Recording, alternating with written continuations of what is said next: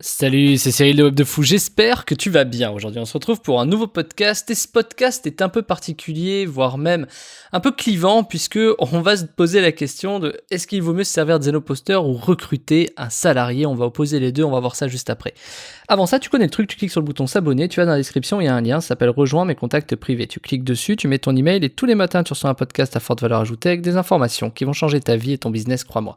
Également dans la description, tu trouveras le lien Telegram. Le lien Telegram, c'est un endroit où je te partage beaucoup de choses, ma vie, mes business, ma R&D, mes investissements, un peu ce que je fais en fait. Si tu veux me découvrir un peu plus, je crois que c'est l'endroit clairement où il faut être, ok ?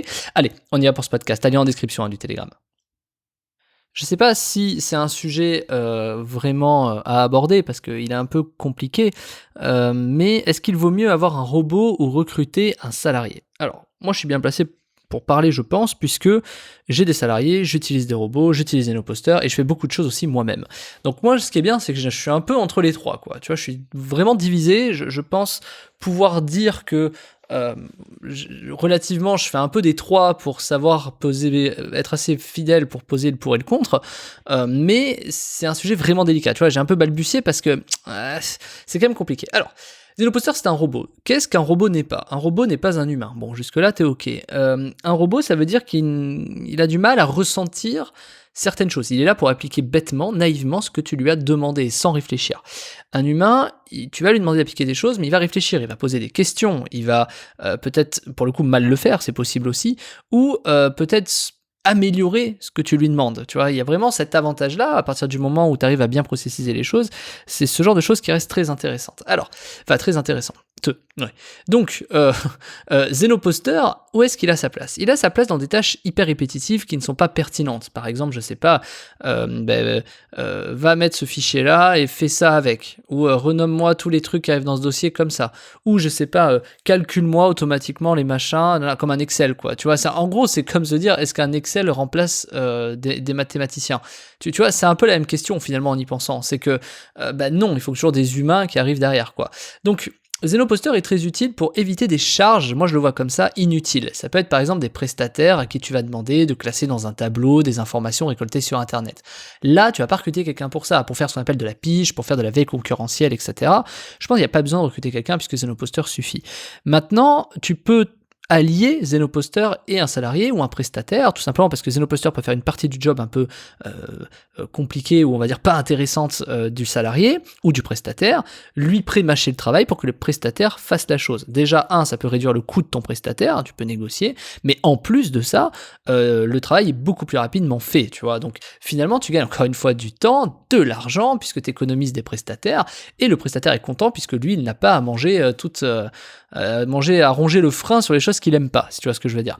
Donc, tout ce qui est récolte d'infos, par exemple, tout ce qui est rechercher le billet au meilleur prix, rechercher les informations qui vont te permettre de trucs, je sais pas, tu cherches quelque chose sur un sujet particulier sur info.gouv, soit tu demandes à quelqu'un de le faire, soit tu prends un robot qui va chercher sur toutes les pages telle chose ou telle chose, tu vois. Donc, ça reste intéressant et te mettre tous les liens qui comprend les mots-clés dans la page de ce que tu as choisi, tu vois. Donc, en gros, ça peut être très intéressant et c'est pour le coup beaucoup plus précis qu'un salarié qui va peut-être passer à côté d'une info, qui va mal faire la chose par fatigue, par humain en fait, par humanité, alors qu'un robot lui va le faire, il va le faire 24 heures sur 24, 7 jours sur 7, sans faillir à la tâche que tu lui as demandé. Donc, c'est deux choses différentes. Est-ce que faire quelque chose 7 jours sur 7, 24 heures sur 24, sans faillir sur une tâche que tu demandes, c'est bien ? À mon sens, oui, quand c'est des tâches répétitives, mais à mon sens, non, quand c'est des tâches intellectuelles, c'est-à-dire des tâches dans lesquelles tu dois réfléchir un peu. Et c'est là où on rentre dans une nouvelle phase dans le monde aujourd'hui, qui est l'intelligence artificielle. J'en parlerai pas dans ce podcast, mais c'est là où il y a un peu un point de bascule. Donc, je fais fin de la parenthèse. Du coup, Zenoposter, est-ce qu'on se retrouve finalement à être en concurrence avec un salarié ? Pourquoi est-ce qu'on opposerait ? Pourquoi est-ce qu'on ferait pas les deux ? Pourquoi est-ce qu'on ne ferait pas apprendre à un salarié Zenoposter ? Pourquoi est-ce qu'on ne le ferait pas maîtriser Zenoposter pour appliquer justement la chose ? 1, tu gagnes du temps parce que tu n'as plus à le faire toi-même ou à payer des prestats. 2, ton salarié, il va être un peu plus motivé parce que, ou ton prestataire, parce qu'il a plus à manger, entre guillemets, sa merde. Et en plus, il va pouvoir se concentrer sur les tâches utiles, pertinentes, tu vois. Donc finalement, encore une fois, plutôt que d'opposer, est-ce qu'on ferait pas finalement mieux de composer, tu vois ? Moi, j'aime bien les gens qui me parlent d'opposition sur certains sujets, puisque on peut composer. Opposition, pour moi, le contraire, c'est composition, tu vois. Ça peut paraître bête, mais c'est ma vision des choses. Donc, plutôt que d'opposer, on essaie de composer avec. Quand tu composes, et ben du coup, forcément, il y a des fausses notes, tu vois. Forcément, il se passe il y a des problèmes, des bugs. Mais là, c'est ce qu'on appelle l'apprentissage. Finalement, 1 plus 1, le fameux égale 3. Bon, ça fait longtemps que je l'ai pas dit, mais voilà. Donc, c'est-à-dire que forcément, pour qu'un plus 1 égale 3, c'est-à-dire que la somme de 2 compétences égale une nouvelle compétence. Donc, forcément, une nouvelle compétence passe par des pots cassés, passe par des problématiques, passe par... Voilà, enfin, tu vois l'idée. Et ça, c'est quelque chose d'extrêmement pertinent à mon sens, puisque ça permet de faire évoluer même le travail de tes salariés, leur motivation, leur intention. Mais je dis salarié, mais ça peut être prestataire, encore une fois, partenaire, associé, tout ce que tu veux.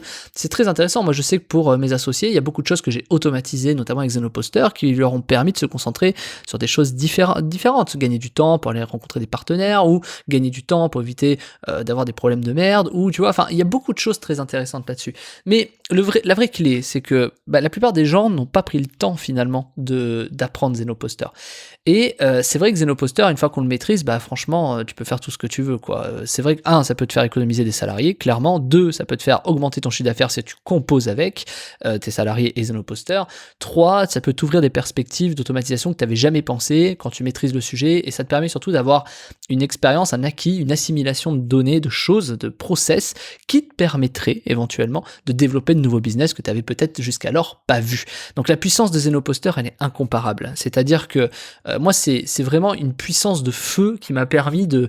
C'est une arme de destruction massive pour ton business, mais de manière positive, quoi. C'est-à-dire que ça rajoute des zéros derrière ton business. Donc voilà, à partir du moment où tu fais les bons choix, bien entendu, tu vois, si par exemple tu licencies tout le monde pour les remplacer par des robots, oublie pas qu'il te faudra des gens pour gérer les robots. Tu vois, c'est toujours le même truc en fait. C'est que ça dépend les choix, faut pas partir dans des délires. Ce qui est très simple à comprendre, c'est que plutôt que de partir loin dans un extrême, on essaie toujours de se ramener au milieu et d'essayer justement de mixer les choses ensemble plutôt que de les séparer. Et c'est hyper important de comprendre ça parce que dans l'automatisation, si tu ne composes pas avec plusieurs données ou plusieurs fonctions ou plusieurs choses, finalement ton robot ne sert à rien. Là, tu vois peut-être pas ce que je veux dire, mais quand tu construis une automatisation, tu es obligé à un moment donné d'aller un peu plus loin que le simple fait de se dire non, mais j'ai fait un robot qui fait ça, tu vois, faut que tu réfléchisses à tiens, est-ce que je vais pas stocker les données, comme ça je pourrais les regarder, est-ce que je crée pas des machins qui vont permettre de dire si ça a planté, ou du coup il peut repasser parce que machin, parce que truc, enfin, il y a beaucoup de choses qu'il faut réussir à imaginer de manière pertinente, voilà. Donc, moi c'est le sujet sur lequel je veux te sensibiliser et sur lequel je veux que tu t'intéresses cette semaine, parce que pour moi c'est une clé indéniable du business, je sais que beaucoup sur Web de Fou m'ont demandé des trucs de programmation, d'automatisation, etc. Et plutôt que de leur faire apprendre des langages qui quand même restent très utiles, il n'y a pas de problème, moi je suis un fan inconditionnel du Python notamment, du PHP aussi, mais voilà, Zenoposter c'est quand même la solution sans programmation, sans compétences, et qui te permet de juste faire des glisser-déposer pour faire des choses. Donc évidemment, il faut mettre un peu d'intelligence, mais cette intelligence-là, on la partage, on la voit ensemble dans la formation de la semaine qui s'appelle Zenoposter automatisé 100% son business en ligne de zéro, et dans laquelle je vais te montrer comment automatiser tout ça, comment te servir de Zenoposter, comment est-ce que... la présentation de toutes les fonctions, comment est-ce qu'on les utilise dans différents biais, on va voir ensemble, c'est une formation en plus dans laquelle on va être actif, c'est-à-dire il y a des gens qui participent, qui vont pouvoir poser des questions, etc. Ça te permettra toi aussi probablement de répondre aux questions. Donc c'est ça qui est génial, enfin de répondre aux questions que tu te poses. C'est ça qui est génial, c'est que du coup tu vas réussir toi-même à pouvoir imaginer quelque chose à travers ce que tu vas avoir. Et je te garantis une chose, c'est que tu vas sortir de cette formation avec des idées plein la tête, des capacités que tu ne pensais pas avoir, et une vision des choses que jusqu'alors tu n'avais pas, qui peut-être te bloque aujourd'hui dans ton business. Donc c'est vraiment le moment de t'y intéresser de manière fortement. Vraiment, je te le dis, passe pas à côté de cette occasion. Je te dis pas ça pour vendre le truc, moi je m'en fiche. C'est vraiment pour t'expliquer que c'est un logiciel qui est juste incroyable et qui doit absolument t'aider dans ta vie, dans ton business, dans tout, tu vois, ça va changer radicalement ta vision et tout ce que tu fais, ok? Bon, alors, t'as le lien en description, ça s'appelle Zenoposter, automatiser 100% son business en ligne de zéro. Tu cliques dessus, t'arrives sur une formulaire, tu rentres tes informations, tu cliques, et on se rejoint de l'autre côté. Je te dis à tout de suite.